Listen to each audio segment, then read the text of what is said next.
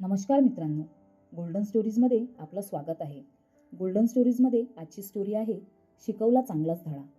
चला तर स्टोरीला सुरुवात करूया.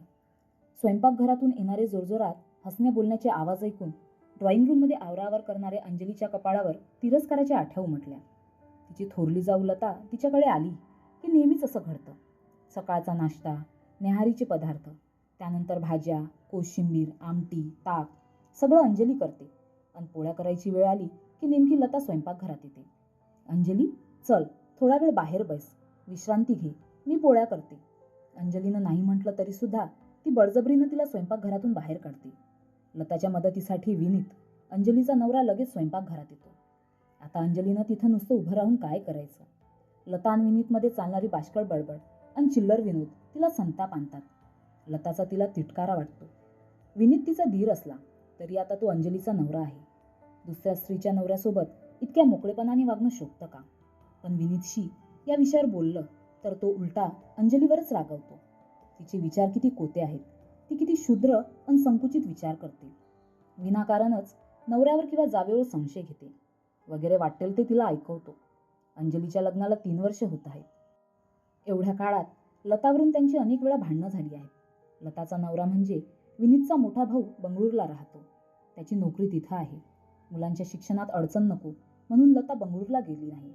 ती मुलांना घेऊन शेजारच्या शहरात स्वतःच्या आईवडिलांकडे राहते. आईच्या घरात असल्यामुळे तिला मुलांची काळजी नाही आहे. मनात येईल तेव्हा ती सरळ विनीतच्या घरी येऊन धडकते.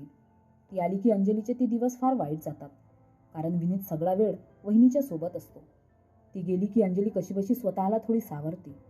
तिचे आणि विनीतचे ताणलेले संबंध जरा सुरळीत होतात तोवर लता पुन्हा येऊन पोहोचते.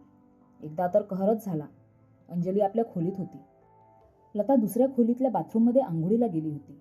अंजली खोलीतून बाहेर आली तेवढ्यात तिला विनीत लताच्या खोलीतून बाहेर येताना दिसला. काय झालं विनीत? वहिनींची आंघोळ झाली का? नाही, अजून नाही झाली. मग तू त्या खोलीत काय करत होतास? टॉवेल विसरली होती वहिनी, तो द्यायला गेलो होतो. पण त्यांनी मला हाक मारायची. टॉवेल द्यायला तू का गेलास? अंजलीने चिडूनच विचारलं. झालं का तुझं सुरू? मी टॉवेल द्यायला गेलो होतो. वहिनीबरोबर आंघोळ करत नव्हतो. तू इतका घाणेरडा विचार कसा करू शकतेस? सतत संशय घेतेस. किती कोत्या मनाची आहेस ग? जरा स्वच्छ आणि मोकळ्या मनानं विचार करत जा, विनीतनं संतापून म्हटलं आणि तो आपल्या खोलीत निघून गेला. दुसऱ्या दिवशी लता वहिनी परत जाणार होती. विनीत ऑफिसला जाताना तिला बसमध्ये बसवून देणार होता. अंजलीला खुश झालं. गेले 4 दिवस लतामुळे तो ऑफिसलाच गेला नव्हता.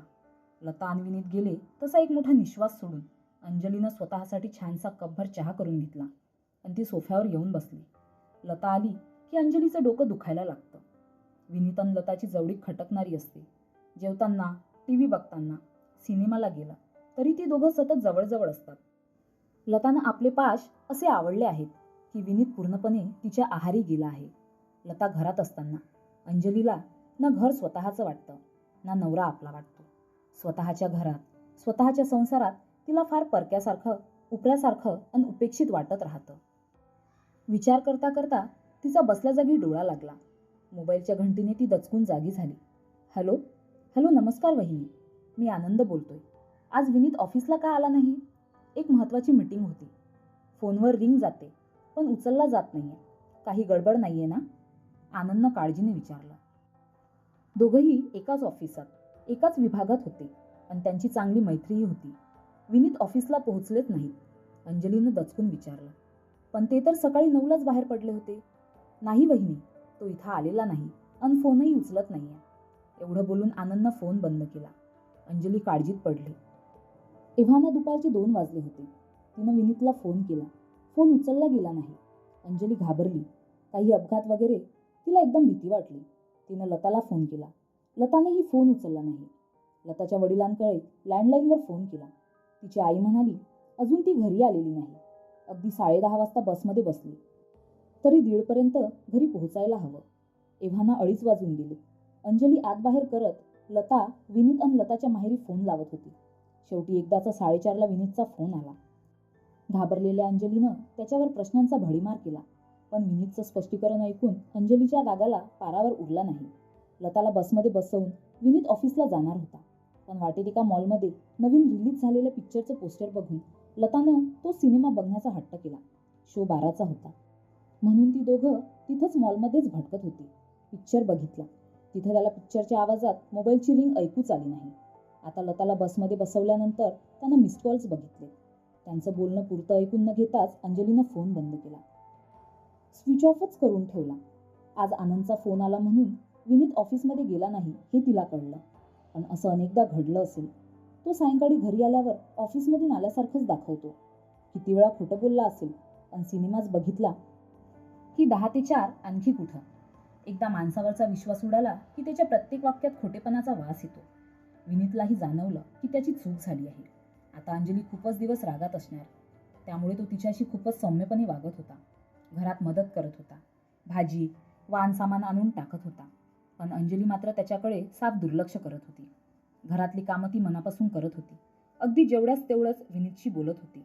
आणि त्याच्या वागण्यावर कुठलीही प्रतिक्रिया देत नव्हती. विनीत फार अस्वस्थ होता.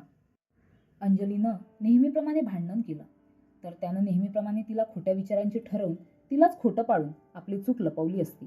पण अंजली भांडत नव्हती, बोलतच नव्हती.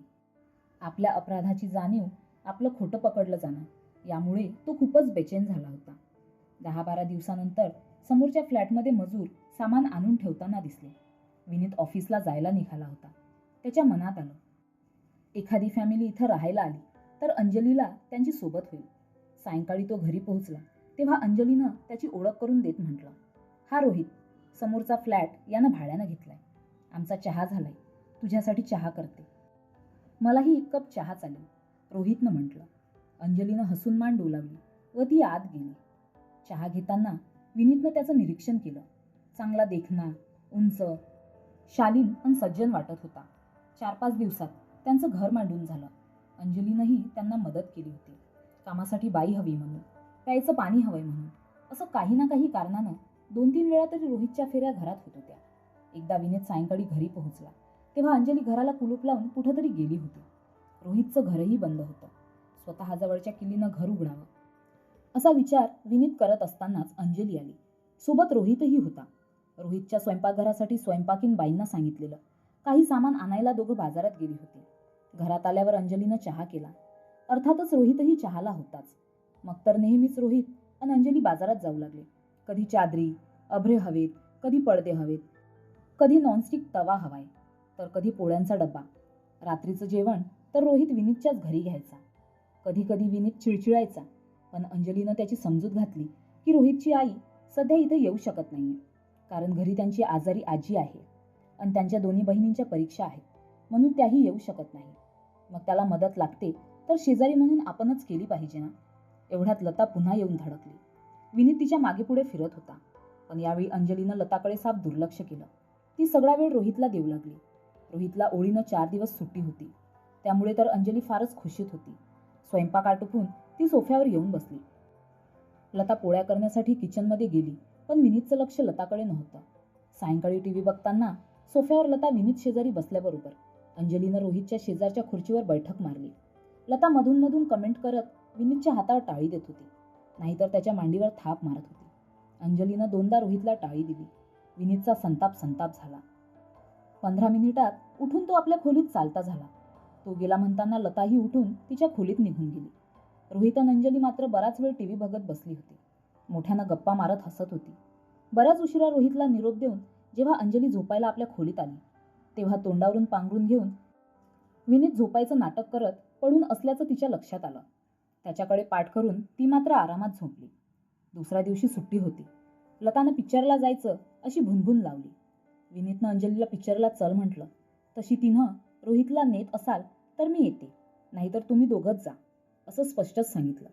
चौघही पिक्चरला गेली आणि अंजली रोहितच्या जवळ सीटवरच बसली. विनीतचं लक्ष सिनेमात नव्हतं, लताकडेही नव्हतं. तो फक्त अंजलीवर लक्ष ठेवून होता. त्यामुळे लता नाराज झाली. विनीतचं लतावरचं लक्ष उडालं होतं. तो आता अंजलीच्या भोवती होता. रोहितनं मध्ये येऊ नये म्हणून तो अंजलीला मोकळी सोडत नव्हता. लता कंटाळली आणि जाते म्हणाली, पण अंजलीनंच तिला आग्रहाने थांबवून घेतलं. विनीत वैतागला. त्याला लता कधी जाते असं झालं होतं. पण करणार काय? लतालाही विनीतमधला बदल जाणवत होता. तो अंजलीवरच लक्ष ठेवून राहत होता, तिची काळजी घेत होता. हे सर्व तो रोहितकडून आपल्याला दूर ठेवण्यासाठी करतोय हे अंजली समजून होती. लताचं महत्त्व कमी झालं होतं, त्यामुळे तीही नाराज होती.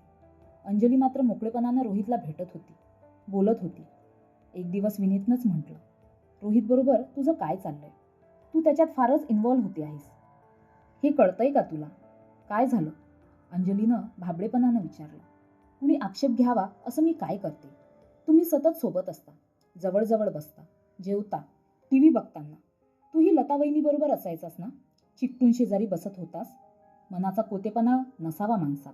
विचारसरणी स्वच्छ हवी. संशय कशाला घ्यायचा? विनीत संतापला. माझेच डायलॉग मला ऐकवतेस. माझी सगळी गोष्ट वेगळी आहे. का वेगळी आहे? तू पुरुष आहेस म्हणून. मी स्त्री असले तरी आपली मर्यादा ओळखते आणि माझं चांगलं वाईट मला कळतं. अंजली परखडपणे म्हणाली. मी वचन देतो अंजली, मी फ्लर्टिंगची सवय सोडून देतो.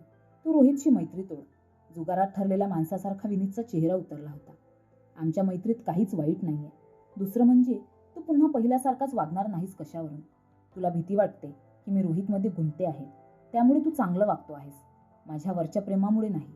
हे काय मला कळत नाही. विनीत, 3 महिन्याची माझी आणि रोहितची ओळख आहे, पण तू एवढ्यात घाबरलास, चिडचिडलास, संशयी झालास. माझ्या मनाचा कधी विचार केलास? गेली 3 वर्ष तुझी आणि लता वहिनीची नको तेवढी जवळीक सहन करते मी. अंजलीनं म्हटलं. मला क्षमा कर अंजू, माझं चुकलं, पण तू रोहितची मैत्री ठेवू नकोस. मी खरोखर चांगलं वागेन. विनीतचे डोळे भरून आले होते. बोलण्यात प्रामाणिकपणा होता, पण अंजली बदली नाही. या क्षणी तरी ती त्याच्यावर विश्वास ठेवू शकत नव्हती. विनीत लताच्या ताब्यात असल्यामुळे तिच्या जीवनात निर्माण झालेली पोकळी रोहितमुळे भरून निघाली होती. त्यामुळे ती खुशीत होती. विनीतनं लताशी संबंध संपवल्यात जमा होते. संसार असा उधळेल असं त्याला वाटलंच नव्हतं. लतालाही कळलं होतं. दीर दीरच असतो, नवरा नवरा असतो. तिनं मुलांच्या परीक्षा आटोपताच आपलं चंबूकबाळ आवरून बंगळुरूचा रस्ता धरला. रोहितचे आईवडील मधल्या काळात येऊन गेले. त्यांनी रोहितसाठी एक छानशी मुलगी पसंत केली होती. रोहितलाही वाटत होतं हक्काचं माणूस घरात असावं. अंजलीशी असलेली मैत्री त्याला आवडत होती, पण शेवटी ती विवाहित होती. विनीतची बायको होती. तिला तिचा नवरा, घरसंसार होताच ना. विनीत खूपच बदलला होता. जबाबदारीची जाणीव झाली होती. नातं दोघांकडून जपलं जायला हवं हे कळलं होतं. अंजलीलाही त्याच्यातला बदल जाणवला होता. आपला संसार वेळेवर सावरला याचा तिला आनंद वाटत होता. रोहितला त्याच्या गावीच पोस्टिंग मिळालं. घर आवरायला दोघी बहिणी आल्या होत्या. अंजलीनं त्यांना फेअरवेल पार्टी दिली. रोहितनंही विनीत व अंजलीला हॉटेलात डिनरला नेलं. सकाळी अंजलीनं घराच्या खिडक्या उघडल्या. ताजी हवा अन कोवळा सूर्यप्रकाश घरात आला. आज तिला हे घर, हा संसार अन विनीत फक्त तिचा असल्याची जाणीव झाली. तर मित्रांनो, तुम्हाला ही स्टोरी कशी वाटली कमेंट करून सांगा. अशाच नवनवीन स्टोरीसाठी व्हिडिओला लाईक करा, शेअर करा आणि चॅनलला नक्की सबस्क्राईब करा. धन्यवाद.